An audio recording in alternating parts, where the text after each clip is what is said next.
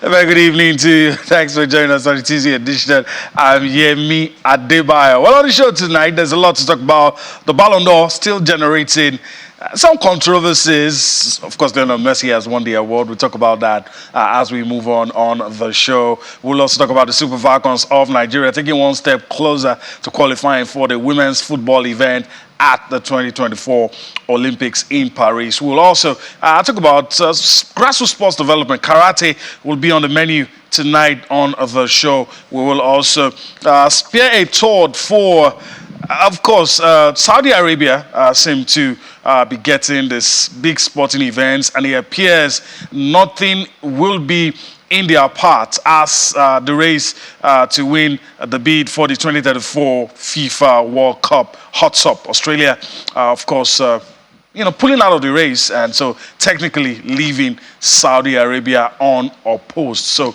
we'll see. It's a two-man show. My colleague Austin Okona-Akpan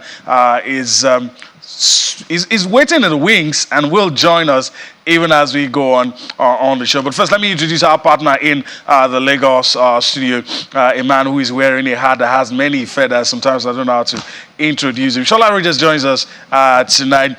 Greetings, Shola.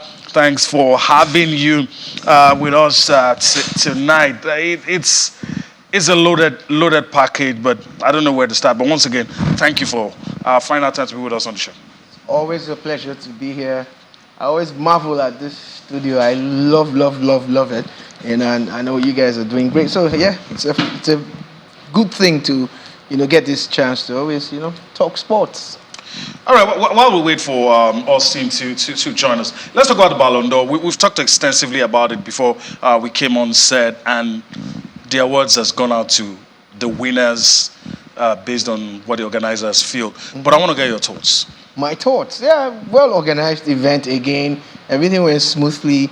The high point for me was Rema's performance. Nigerian. I'm Nigerian, I'm African.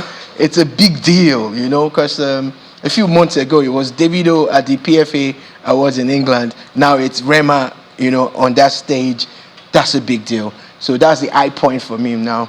The other high point is a Nigerian making it into the top 10 of the best players in the world. Victor Osimhen was ranked 8th. That's a big deal. That's huge. The kind of season he had, I think he deserved to even be higher. But yeah, it's fine. 8 is not a bad thing, And the controversy, do we go into it now? Let's address. We'll talk about the list of the winners, but let's address the elephant in the room. Yeah, the elephant. Lionel Messi winning that award. He didn't deserve it. Didn't sit well with a lot of people. It didn't sit well with me. My opinion, and I stand by it. If it's all about excellence, awards are supposed to reward excellence. I know that some awards are based on votes, and votes are influenced by sentiments. But if we're going to go with facts and stuff, Messi did not deserve to win Ballon d'Or this time. I'm happy that he's done it. Congratulations to him. But the same things that Erling Haaland did that could have given him Ballon d'Or were the things that Messi did to win in the past. Messi, Ronaldo, Figo, all of them. But take a look at what they've done. How great was Messi when he was at PSG? He didn't have a great season at PSG. Moved to America. Yeah, he's had 1 or 2, But consistently, all through the season, Erling Haaland was delivering, at the top stage. He won 3 major trophies. He won the treble. Yeah. Highest goal scorer in England, highest goal scorer in the Champions League, UEFA Player of the Year, Premier League Player of the Year. I could go on and on and on. But they say, it's a World Cup year, and Messi won the World Cup with Argentina. All right, let's go back to the last World Cup year where Luka Modric won. Did he win the World Cup? He did not, but he became Ballon d'Or winner, right? And that season, was he the best player? No. There were players in his team. They were better. And they actually played for France, and France won. So why didn't those guys get it? That is my point there. So that negates any story about because Messi won the World Cup, that's why they gave it to him. I know the votes are influenced by too much sentiments. And it sounded like a lifetime achievement award to me, this guy has done so much in the last 15, 16 years. He deserves to get this on sentiments. But if you're going with achievements and delivering on the goods, Erling Haaland by a mile. By a mile. Wow, that's strong. All right, we've gotten Sholaro's thoughts, and I can hide behind him. I'm not going to say anything, but like I said, divides opinion. A lot of people, some lovers of Messi will bring out stats that probably we didn't even know exist to defend why it was the choice. But I mean, it's done now. Messi has won his 8th now. Number 8. And it's for keeps. All right, let's take a look at the list on the night, the winners. I was very happy for Jude Bellingham, a young player doing great things. Was on the list. Some other players got recognized, and I also like the fact that if you're counting the 10 best players in Nigeria, makes it to that list. Let's see if we can get that to you. We'll also talk about the ladies as well. I mean, a lot of winners, of course, on the night. Let's see if we can quickly bring that to you. All right, let me just quickly move to the screen now and talk about this. And I'm going to read it out. And Shola, I want you to pay attention and tell me if there's anyone you also probably do not agree with. And I like the fact that it's your opinion and you're entitled. You are always correct if it's your opinion. And so Emiliano Martinez, Yasin Trophy, of course, for the best goalkeeper. Erling Haaland, Jared Muller Award. Jude Bellingham, the Copa Trophy for the best young player. Vinicius Jr. won the Socrates Award. Manchester City won the 2023 Men's Club of the Year. We're looking at the list of the Ballon d'Or winners. FC Barcelona Femini won the 2023 Women Club of the Year. These are the awards, the winners on the night. Very interesting there. And so, Shola, quick one. You've seen the list. Anyone you have? No doubts there. Man City back-to-back winners of the Club of the Year, Men's Club of the Year. FC Barcelona Femini. The bulk of those players went on to win the World Cup with Spain again. Of course, you know, Asisat Oshoala plays there. So, hey, great again, yeah? So, there's nothing wrong with this list. In my opinion, this looks perfect. What of young player? Does Jude Bellingham win by a mile? Or you have Jude Bellingham got a notch. You know now that he's doing very well with his move to Madrid. That has helped in the voting you get. But he still deserves it. He's a player. He's one for the future. I hope we get some kind of trilogy of Bellingham, Haaland, Mbappe, you know, coming through and really winning the top awards, just like Messi mentioned them when he was receiving his Ballon d'Or. But this list looks good to me. Looks good. I like it. Okay. Let's talk about the lady who shone brightly on the night, won the award. Are you surprised Bomati was named the best female player? By the way, she says she has a unique past 12 months. She's not sure she can replicate what she's done in the last 12 months. Well, it's all in our minds, though. If she feels she can't replicate it, she probably can't, and she probably won't. But we saw her from a distance, and she was imperial. She was up there with the best. She definitely deserved to get the Ballon d'Or for women. Okay, so in this case, no question. No question. I'm cool with it. Okay, all right. So I guess we'll leave it at that. Aitana Bonatti winning the award, seeing it there, and I hope she's able to replicate the form we've seen in the last 12 months. Even though she says in her dreams, she never expected the last 12 months. I guess she was just being modest. Well, that's a spirit of sportsmanship right there. All right, so I guess we're done with that. Let's move on and talk about the high points of today. And not that it surprised us. Probably the result in the first leg surprised us. Yeah. But this one, no surprise. Let's talk about the Super Falcons, Shola. I'm not always worried about the results. I'm worried when we get to the big stage. Yeah. Because the little things we need to do to cross the T's, dot the I's, we seem not to do it. We rely on experience. Of course, we'll pull through in the qualifiers. When we get to the world stage, then the problem shows. But let's stick with what happened today. I mean, clinical performance, putting 4 goals past their opponents. Yes. First leg was a shock to me, but it made me respect their opponents more. Like, if they could hold the Falcons to a 1-1 draw, that means these girls are not here to play. There's something about them. So there's something about them. And they showed it again when they came through. In the first half, you would have thought that we would have at least scored 2 or 3 Steamroll goals. them. There's this assist at, near goal or near miss or something. I'm like, okay, what's going on? But at 1-0, I was not too happy. I'm like, must give respect to their opponents. But I don't know what they discussed at halftime and everything. I saw flashes of the, Super Ladies Falcons we saw at the World Cup. Yeah, that we know and we love so much. And for me, Asisat was just on top of our game today. The beauty of our game was not even about her scoring. It was about her creating chances. Bringing others. And bringing everybody on. Then Uche, again, she was really nice. Nice debut for, what's her name? Yenezide. Yeah, bringing in, that's one thing you must give the coach credit for, bringing in a few players from the younger team into the Falcons and actually allowing them to play, at least let them get some minutes under their belt and get some kind of experience in the game. So, in all, a beautiful result.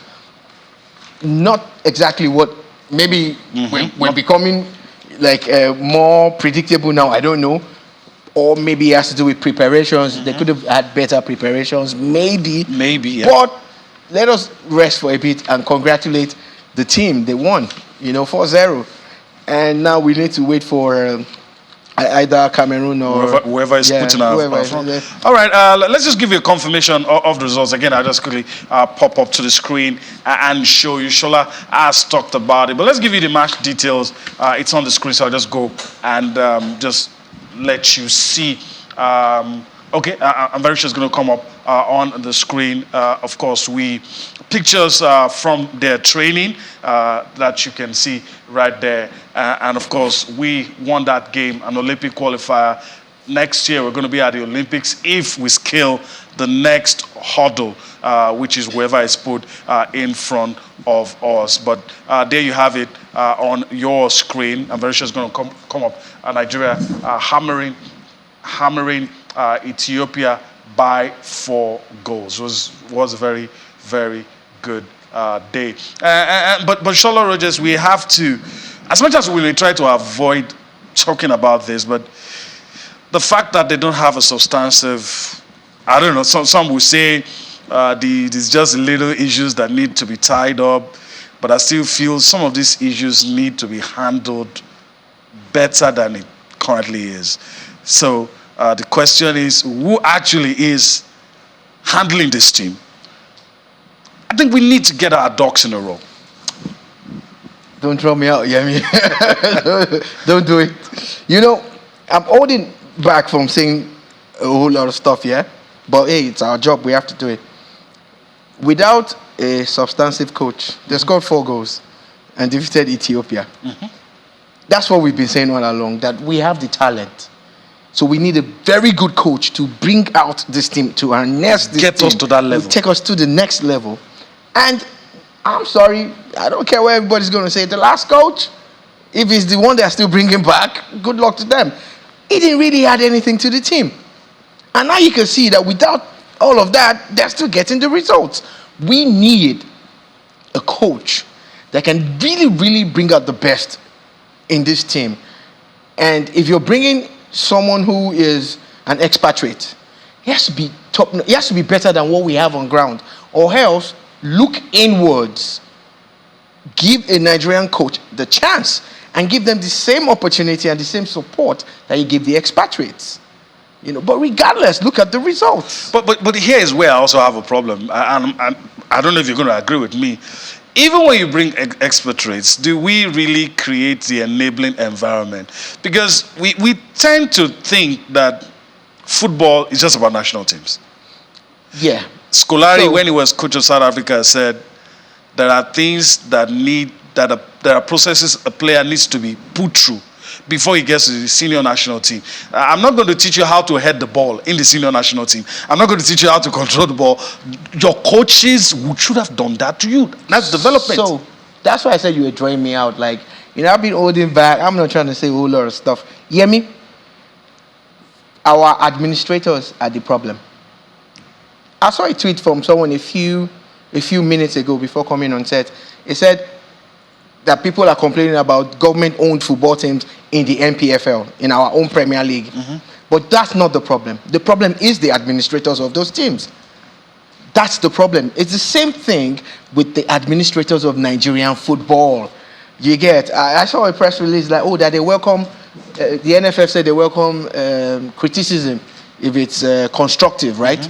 I hope they do, because they need to take a look in the mirror and ask themselves these questions. What exactly are you doing for Nigerian football? What have you done that is different from the last administration of Pinnick? Have you stepped up? Have you done better than him? What exactly are you doing? What are your long-term and short-term goals? Do you get? You bring in coaches. A coach that comes in as an expatriate is supposed to transfer knowledge. So when you bring a guy in, he has to be better than the guys we have, so that he can actually transfer knowledge. He's supposed to help us grow our league. It's beyond the national team. Do you get? It's not just... The vision should be beyond... It has to be all-encompassing. So everybody's working at cross purposes.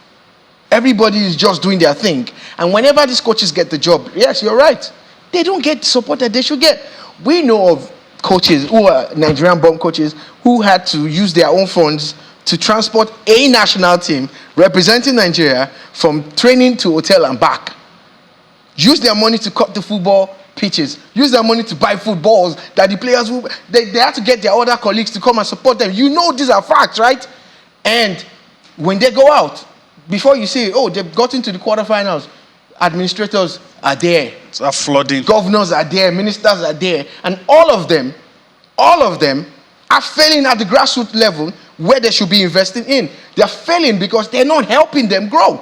So everybody's focused on elite sports, while grassroots sports is going to suffer. And at some point, you now see Morocco getting ahead of Nigeria. You see South Africa and all of them, and you want to be like them. But you're not putting in the work that they're putting in.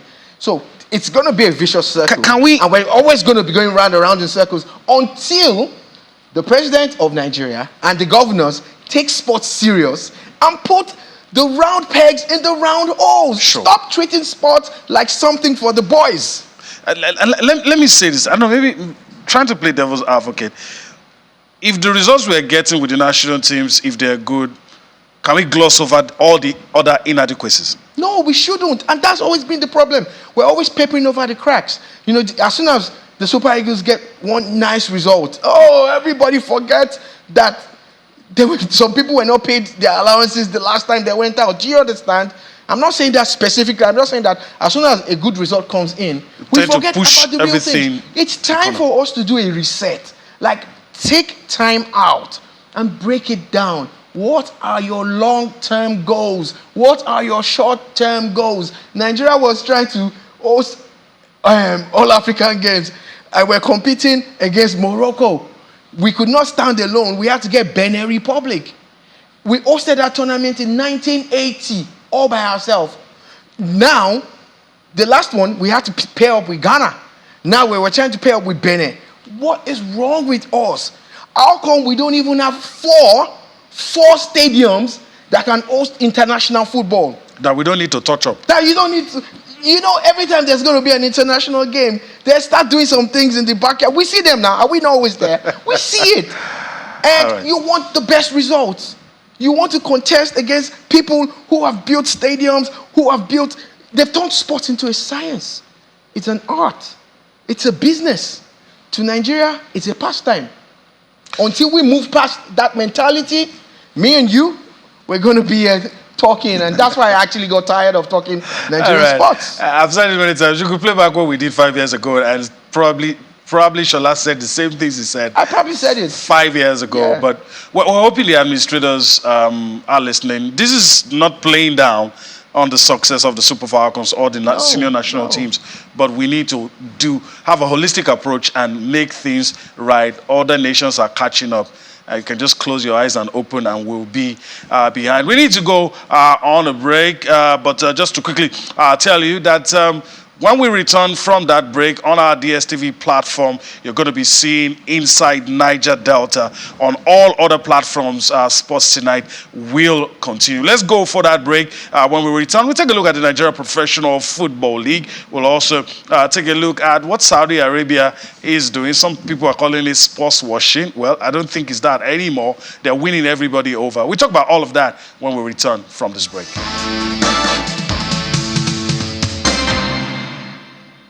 Welcome back. If you're just joining us, we've talked extensively about the Ballon d'Or, the awards. Some mild controversy about who should have won, who should have been on the list. We'll also talked about, of course, the Super Falcons of Nigeria, the result, and what needs to be done. I still have Shola Rogers with me. We've been talking. And Shola, it's time to talk about the Nigeria Professional Football League. We're going to see the results pop up, but first, let me ask you, over the weekend, any results that surprised you? Was there a game you were looking forward to, and it did turn out to be something you were impressed with? It's what they did to Kano Pillars, man. I didn't see that one coming. Kano Pillars remains one of the best teams in Nigeria. When you talk pedigree, you talk everything. When it comes to fan base, all of that, they have it. But on the pitch, I really didn't see that result coming. But the other one that I'm so happy about is the Sporting Lagos game. You must give it to the management and team. Sporting Lagos, I really hope that they don't do what a lot of teams like that have done. Do you get, they come 1, 2, 3, 4 seasons and they're gone. But right now, with the way they're going, I want them to go, and I want them to keep going up and up. So, if you see teams like this, you begin to say, I want more private teams, privately owned teams. It's just not because of the game, but all the things around the game, the social media interaction, fan engagement, and every other thing like that. And that's what the fans want to see. And that's of what course, the league needs. And of course, this victory as well also. Yeah, that's what the league needs. I must say kudos to the management of Sporting and the owners of the team also. Because at times, that's where the problem comes from. The owners and the management might not be on the same page. So, and hopefully this might encourage more private entities to come on board. Like, okay, Sporting is doing it. We can do it. I know for a fact there are about 2 people who are about to actually come into the NPFL too. They're waiting in the wings. They're very serious about it. And if this continues, it will definitely, All right. So, and that will just increase the profile of our league. All right. Hopefully that does it. All right. Let's talk about what's going to happen midweek. And Shola Rogers will help us talk through it. Pictures on your screen. Sporting Lagos getting the job done over Niger Tornadoes. But let's talk about midweek fixtures. Match day 6. It is. And Shola will talk us through. We also need to actually mention that this game was played under floodlight. Yeah, that's also that's a good advertisement for Nigerian League. All right, shall I look at these fixtures, and of course, you're going to give us your thoughts. Let me read it out, and you talk us through it. Akwa United up against Gombe United. Heartland will take on Rivers United. Kano Pillars smarting from what happened. But they are home now. We'll take on Bayelsa United.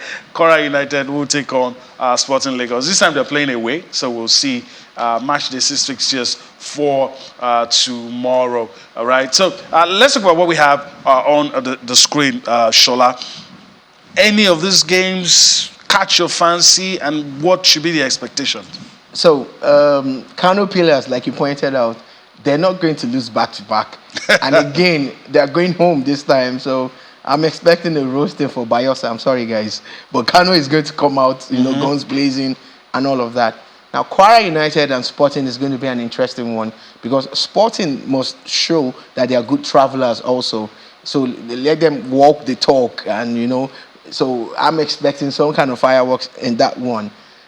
The Rivers United team has been solid. Like, regardless of the way results are, they're one of the teams that have been consistent, with a whole lot of stuff. So no distractions. We have a game on our hands, Atlant and Rivers United. Akwa United and Gombe, I don't know if they are good travelers. It's still early days, it's just match day 6. But Aqua at home, might be a tough nut to crack for Gombe. But if I was going to predict, I would say that Aqua would take it. Okay. If I was going to predict, but it would be nice for Gombe if they could at least steal a point or something, and continue the pressure. Because they're not doing badly so far. You didn't make a call with the Sporting game. They're playing away. Sporting Kwara. I want Sporting to win sentimentally, but I'm not going to write Kwara off because I know they also have a good team. So this one, I think a draw is a fair result. Would be a fair result. But Kano, I'm calling that one outside. Kano is going to beat Bayelsa because they got their fingers burnt. Trust me, they're not going to lose 2 games back to back. Okay, all right. So let's talk about these other ones. Niger Tornadoes up against Enyimba International. Wasn't good the last time out. Plateau United up against Casino United. Remo Stars up against, this is Southwest Derby. War. It's going to be war. Sunshine Stars up against Abia Warriors. All right, talk us through this as well. Sunshine Stars, they lost the last game. So, again, how it happens with teams, especially when they're playing at home. I'm not saying that they're going to do any other thing than play football, but it's seen as a winnable game. Oh, yeah, it is a winnable game for Sunshine versus Abia Warriors. So this one, I'll call it for Sunshine Stars. Now, Remo and Shooting are top of the league. Remo are too because they have a game at hand anyway, but it's against Enyimba, so anything can happen. And you have to win the game before you call it. Yeah, so before you can call. But they're in the top 4, even with a game at hand. So, but when it's a derby, form, everything gets thrown out of the window, and it becomes 11 versus 11 or 11 versus 12 because Remo also have this fan base that they are building. It's the kind of game that you want to watch actually because it's going to be a good advert for my worry is hope that the unruly fans don't grab the headlines in this one. I hope the center referee doesn't grab the headlines. Let it be about the football. Just let it be about football and let's enjoy the football. So again, to host a game, there are rules that the league management has put in place. If all these teams follow those rules, the fans will not be able to, overrun them and everything. But we know that at times, some of these things are not in place. At times, I'm not saying all the time, but at times. But hopefully, the clubs too will want to cover themselves in glory because they see the attention now. They see that there's a new buzz around the league. The world is watching. Everybody is watching. A few years ago, you won't find the fixtures of Nigerian games outside Nigerian media. Now it's all over. Everybody has it. ESPN. Now everybody's carrying it. So let's hope that the fans will behave. I know what you're saying about the fans. I won't single them out because we go still go stadium. Yeah. But Remo Stars Shooting, nobody can call that one. Anything can happen in that game. Same as Plateau United versus Castina United. Now, for Enyimba, there's a bit of a worry, They played only 2 of their 5 games, so they have 3 games at hand. If they play this one, it takes them closer to their target, and it's against Niger Tornadoes. Come on.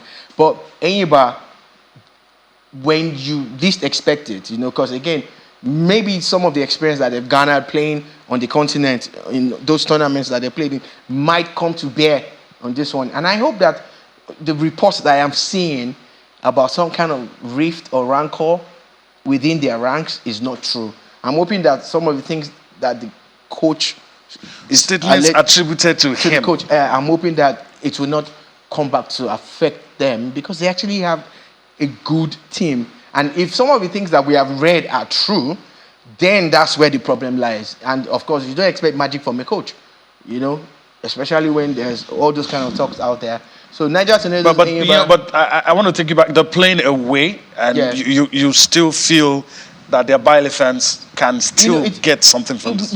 If it's the Enyimba that we know, with the pedigree and the preparation and everything, they could get something on the road against Niger Tornadoes. Could get something on the road against Niger Tornadoes. Yeah. Okay.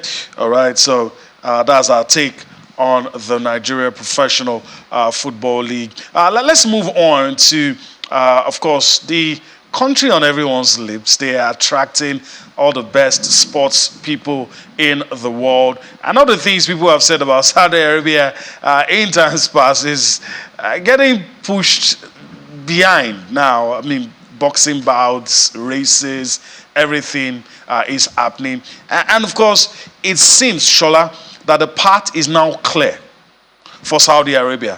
First, there was the back pass from Gianni Infantino, please, Asia, be united, and everybody knew what was going to happen.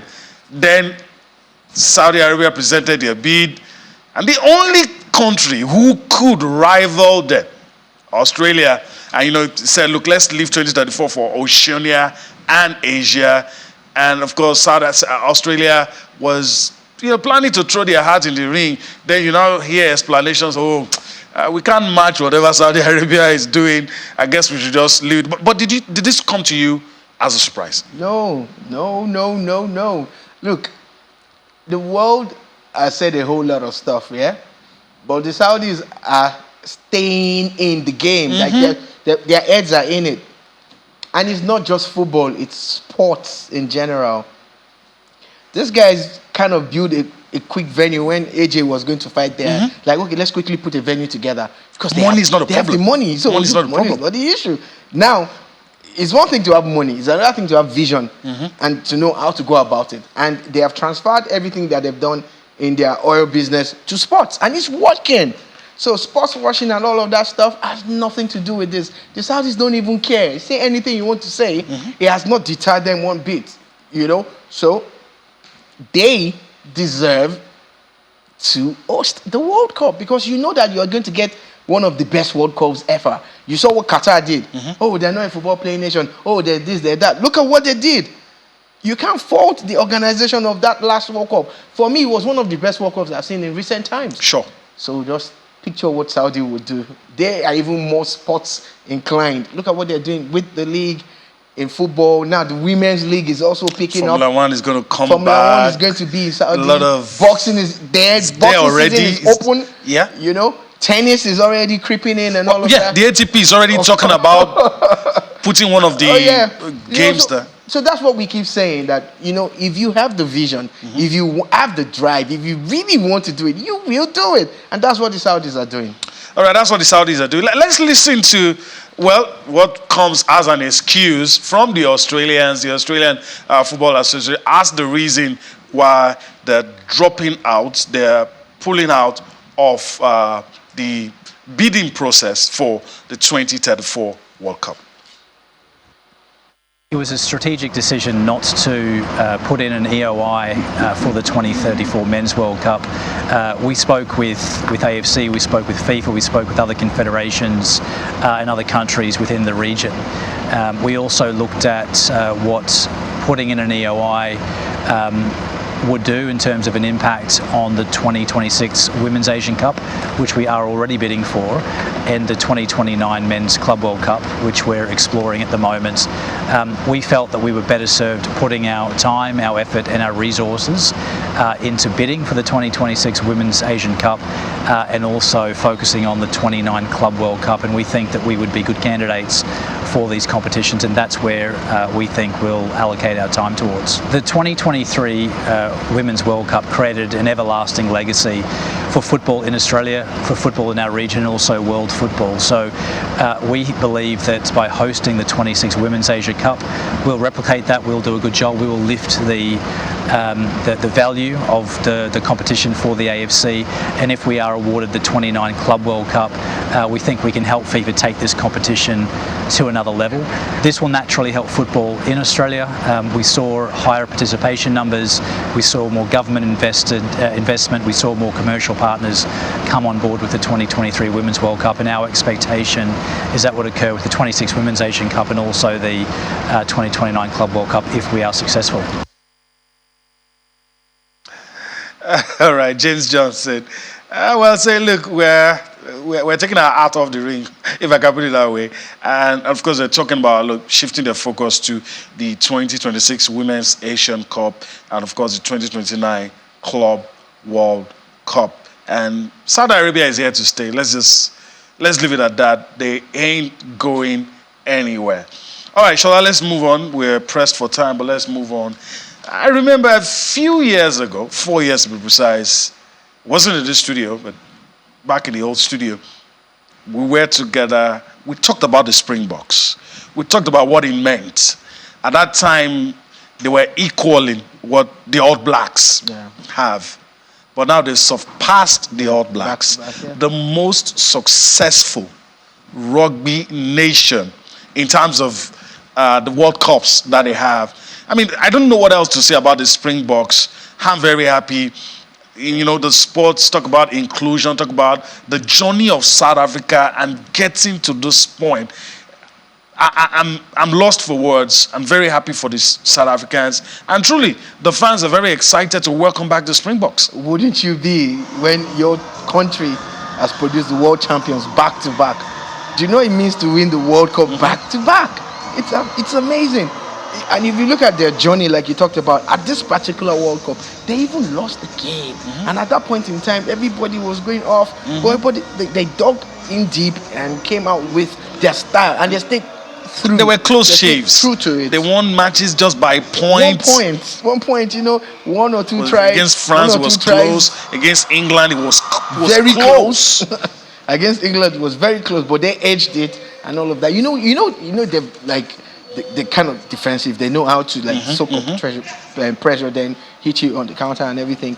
What they did was a masterclass in rugby. You know, it was just beautiful to watch.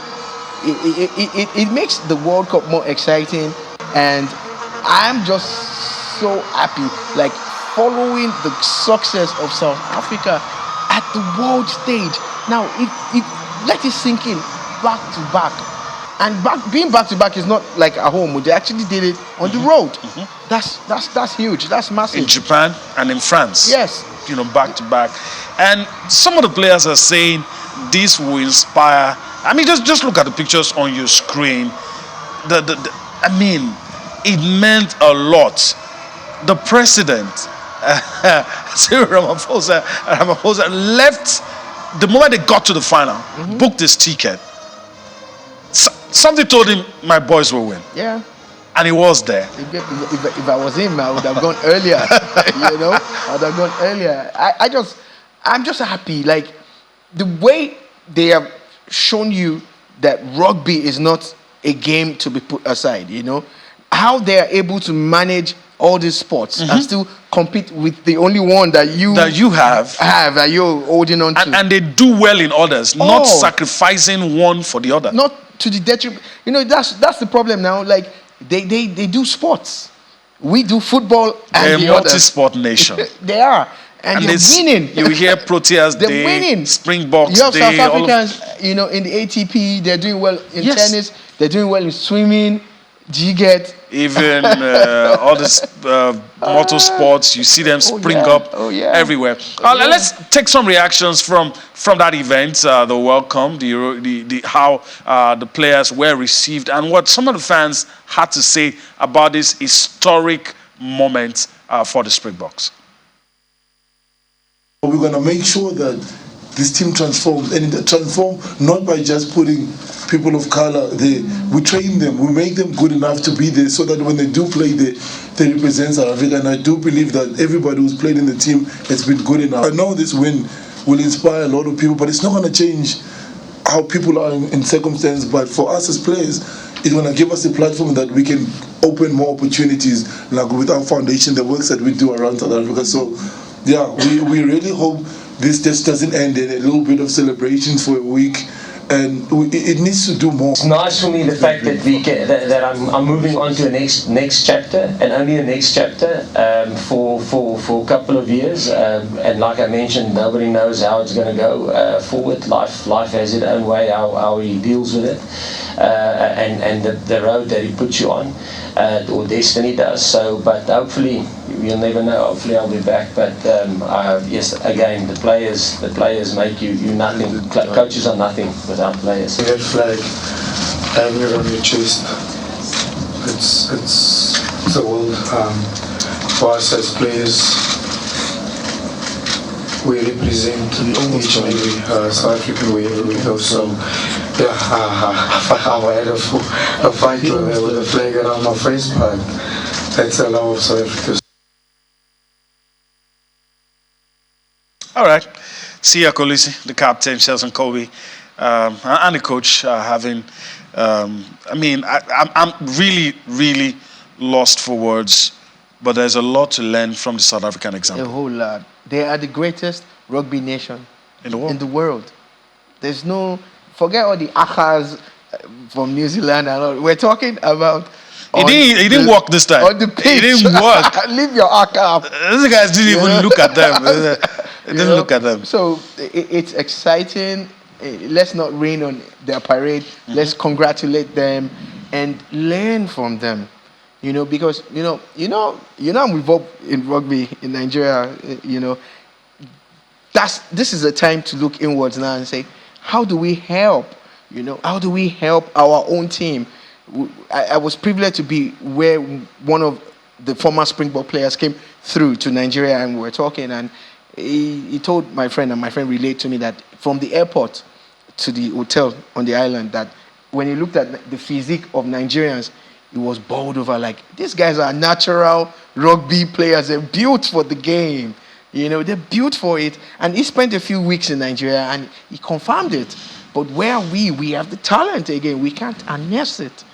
And if you listen to what Siya Kolisi said, there was a time black players were not allowed in. There was a thinking that it's not their sport, they don't like it. But he talked about the effort that was put in, the opportunity that was given to some people, and he talked about this would definitely inspire a generation. It will. If they can do it, we can. Yes, we can. We can do it. Now we're moving into 7th season now. Let people tap into it and come and help grow all these other sports. But congratulations to the Springboks. They are the best in the world. They deserve every accolade that comes their way. All right. We're probably just about a minute to wrap things up on the show. But, Shola, let me get you talking about karate. Of course, in the news is the night Zainab Saleh International Female Karate Championship. You talked about us moving away from where we begin to think sports is leisure. And that's something we need to do. There's a lot of benefits from sports, and even the lady that came with this idea talked about issues about discipline, issues about self-defense. I mean, it's just the gains you can get from getting involved. Karate is for men, but for this one, special emphasis on the ladies. This is the first sport that I ever got involved in. I actually was in karate. I got as the next level, which was yellow belt, broke my hand, broke my leg. I got pulled out, but I still have a soft spot for it. That's why I got my little man involved. I'm very sure the discipline is still there. Yeah, because there's a whole lot to be learned from these things. Sports, if done properly, can set you up for life. Even if you do not play sports anymore. Yes, the principles. There's a whole lot of stuff. So let's not take away the focus from the sponsor of this event and how she's been consistent with it. The 9th edition. The 9th edition. It could have been 10 if not for COVID. It takes a lot to put these things together and be consistent with it. So I'm hoping that more people can borrow a leaf from her and also look the way of sports. Because, look, do you know how many girls that they're going to take off the streets? Do you know how many girls they're going to take away from vices? Stars that will be born. And the kind of stars that we can. That's even the next level. I'm talking social, economic, and security and everything. When people are playing sports, the safety, then you now talk about the next talents that could actually come up from it. Then you now talk about how those talents can actually become stars and actually earn. So let's just hope that more people will come on board. Let's hope that the media will continue to shine their light on sports. All right. Well, that's how the cookie crumbles on the show. We really do hope that you've enjoyed everything we've brought to you. First, I want to thank Shola Rogers for his time, taking out time of his busy schedule to be with us. Hopefully, we'll do this again some other time. Hopefully. I would love to. Thanks. All right. That's the show today. We do hope you've enjoyed everything we've been able to bring to you. We'll do this again tomorrow. I'm Yemi Adebayo.